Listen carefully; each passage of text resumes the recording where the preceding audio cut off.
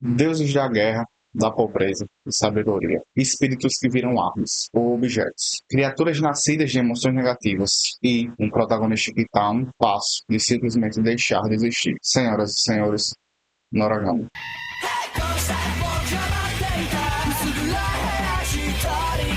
A história acompanha o Yato, um deus falido que realiza desejos por 5 ienes. Ele quer fama, poder e riquezas, mas é um fodido. Gente boa, mas é um fodido. Ele tem um passado, mas aparentemente está tentando mudar isso há um tempo. Fazendo serviços simples, como faxinas, limpezas, manutenções, purificações de espíritos malignos e lidar com bullying e depressão, e encontrar animais desaparecidos. O primeiro episódio começa com a garota sendo hostilizada em sua sala de aula. Toda aquela atmosfera negativa gera um monstro na qual a gente chama de espectro, ou na versão japonesa, Ayakashi. Essa garota acaba apertando com força uma moeda de 5 ienes e pede para Deus salvá-la. Yato, por sua vez, aceita o trabalho e acaba com um espectro, acabando com o tormento da garota e concluindo mais um serviço. No começo, Noragami parece só mais um anime de ação, comédia e exagero, mas um shonen padrão.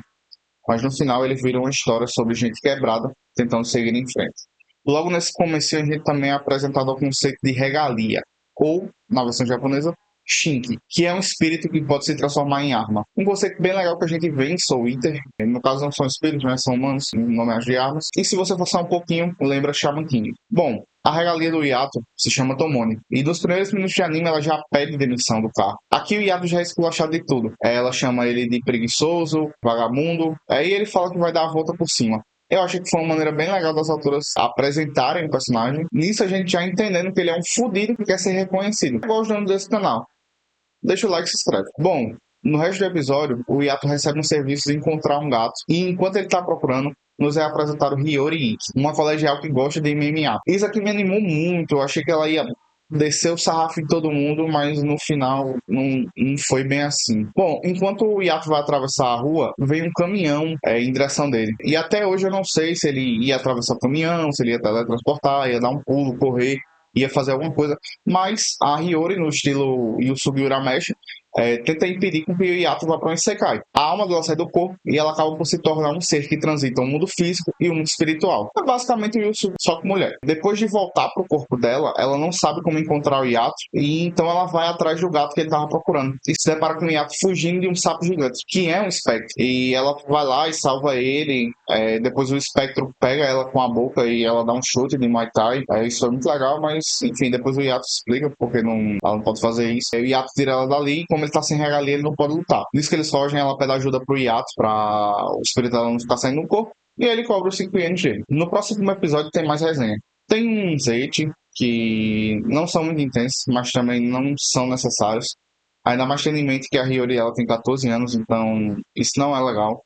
Mas as autoras elas são as mulheres, então se elas não estão ligando, quem vai ligar, né? E nesse episódio o Yato dá uma explicação sobre o universo deles, onde ele explica que os seres que vivem no mundo espiritual, no caso os deuses, os espíritos errantes, as regalias e os espectros, só podem ser vistos por crianças e animais. Inclusive no final do primeiro episódio, a gente vê que quem contratou o Yato para salvar o gato foi uma criança. E isso me tirou a dúvida de como o Yato ainda estava vivo. Porque dentro de Noragami, se um deus é esquecido, ele acaba sumindo. E o Yato, ele quer ser famoso por isso. Enfim, voltando para o episódio, o Yato encontra o espírito errante e o torna sua regalia, nomeando-o de Yuki, para sua forma humana, ou Yukine, de forma mais íntima, e Seki, para sua forma de lâmina. Então o trio está formado.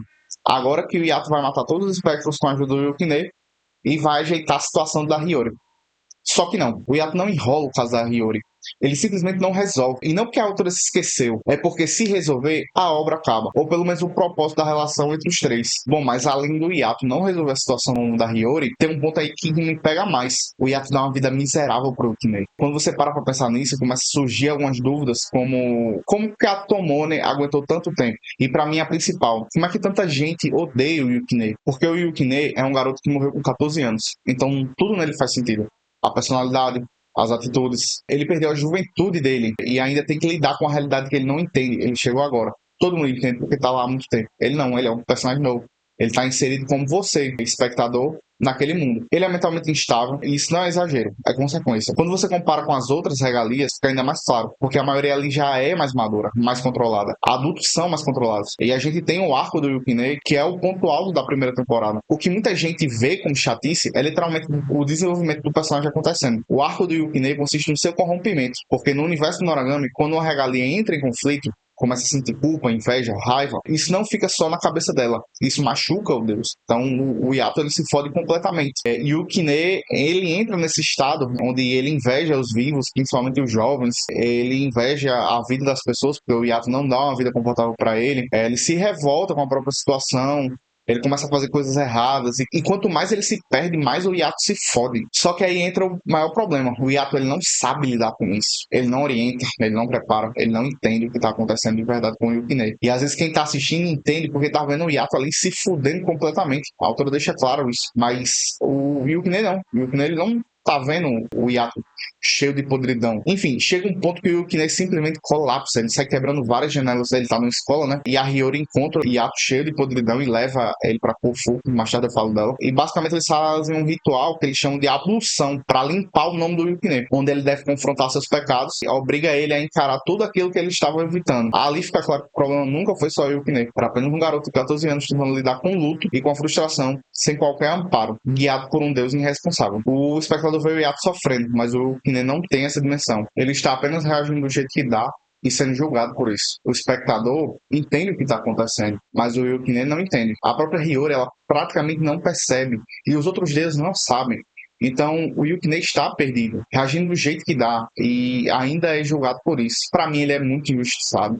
E o Yato é salvo pelo carisma. Ele é um personagem muito divertido, mas como mentor, ele é responsável. Ele deixa a desejar, ele falha. Bom, falando em responsabilidade com suas regalias, a gente é apresentado a alguns deuses na obra. São eles Tenjin, o deus da sabedoria, que tem várias regalias, todas mulheres vestidas com roupas de sacerdotisa. Um fato curioso é que a antiga Tomone, a adaga do Yato, se tornou a regalia do Tenji, sendo agora um cachimbo chamado Mayu, mostrando que espíritos errantes não têm nome e que podem assumir diferentes formas a depender do seu mestre. Também temos Kofuko Ebisu, deusa da miséria, aquela que eu citei anteriormente. Ela utiliza o nome Ebisu, um dos 7 deuses da fortuna, para disfarçar e passar credibilidade, já que ela é a deusa da pobreza. Ela só tem uma regalia chamada Daiko, ele é todo marrudão, um dos mais cabeças de anime, eu gosto muito dele, e ele se transforma num leque.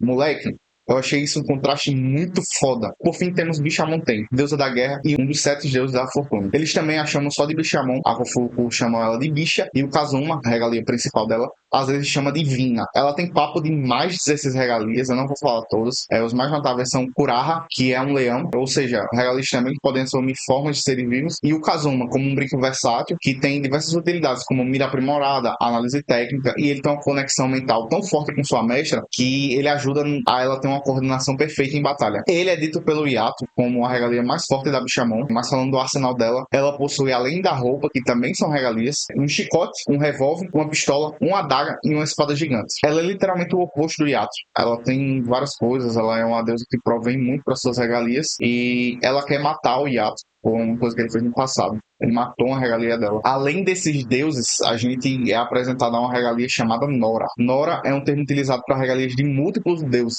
ou seja, rodado. Seu significado significa errante, vadio, sem dono. A gente também vê esse nome sendo utilizado no título do anime. Significa Deus errante, Deus vagabundo. Bom, mas a personagem Nora, ela é mais que uma vagabunda toda tatuada. Ela representa o passado do Yato. E sempre que ela aparece, ela tá tentando o Yato. Mais pra frente a gente descobre que ela tá trabalhando com um deus chamado Rabou. Também é um deus da calamidade, assim como o Yato. Ele age mais como uma ferramenta de um outro deus que aparece na segunda temporada. A Nora também tá trabalhando para esse deus e ele utiliza ela para utilizar o Rabou.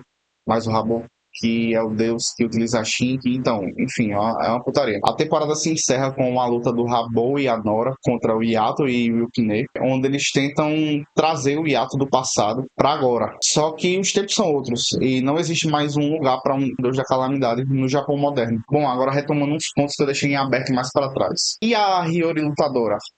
Cara, eu acho que na primeira vez que ela cai pro pau, O Yato tira ela de cena e fala que se ela for atacada no rabo, ela vai perder a conexão com o corpo e vai morrer. Ou seja, ela virou mais uma Princesa Peach. Embora tenha muitos momentos importantes como personagem, a ação não é pra ela. O eixo desse anime ele é algo bem leve e despretensioso. Muitas vezes são personagens no banho, não chega a atrapalhar a experiência do anime, como por exemplo Fairy Tail. Mas ainda é foda, como eu disse, personagem de 14 anos lá. Enfim, não vou dar alongado nisso não. Sobre os espectros, eles podem sim aparecer de emoções negativas, como eu disse, mas também de espíritos errantes ou regalias corrompidas que sucumbiram à própria escuridão, perdendo sua forma humana para se tornarem monstros. Falando agora da Open, ela trabalha uma sensação de urgência e instabilidade. O visual não tá ali só para acompanhar a batida, ele reforça isso o tempo todo, com cortes rápidos, às vezes até bruscos. A Open, em geral, tanto na música quanto no visual, não dá a sensação de pausa em momento nenhum. A música Goya no Machi Awase, do Hello Sleepwalkers, sendo sua única música de opening de anime, é um J-rock alternativo experimental. O significado do seu título é Encontro à Meia-Noite, o que já passa uma vibe meio misteriosa, caótica e emocional, e ela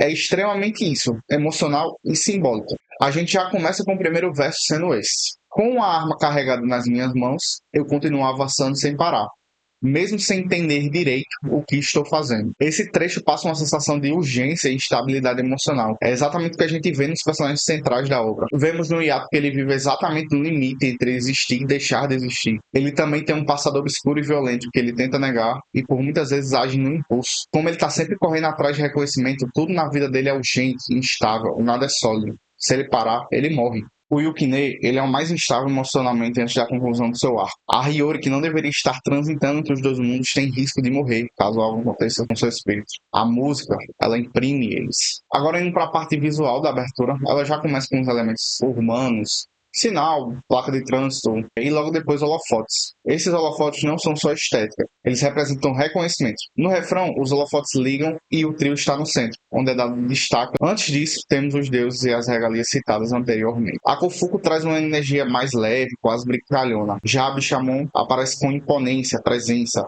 Você sente que ela é alguém importante, alguém diferente do Yato.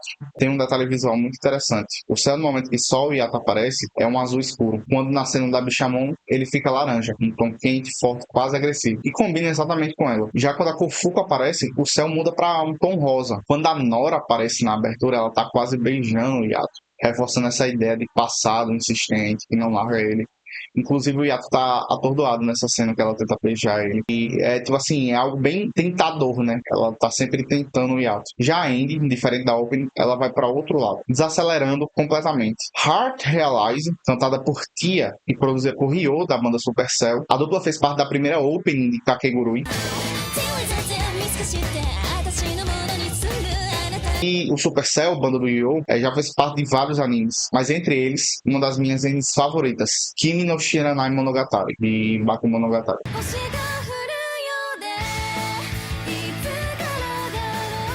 Voltando para Heart Realize, ela é muito mais calma, quase melancólica. Ela aborda mais a Hiyori andando na neve e no final estendendo um guarda-chuva pro Yato e pro Yukine. E isso se encaixa muito bem com o que o anime está construindo. Porque no fim, Noragami não é sobre luta, é sobre gente tentando lidar com o que sente. E aí, o que você achou da minha primeira review? Tem algum ponto interessante do Noragami que você gostaria de debater? Comenta aqui embaixo. Se gostou, dá um like, se inscreve. Isso vai estar me motivando para estar cada vez mais trazendo conteúdos como esse. Valeu, fiquem bem e até a próxima.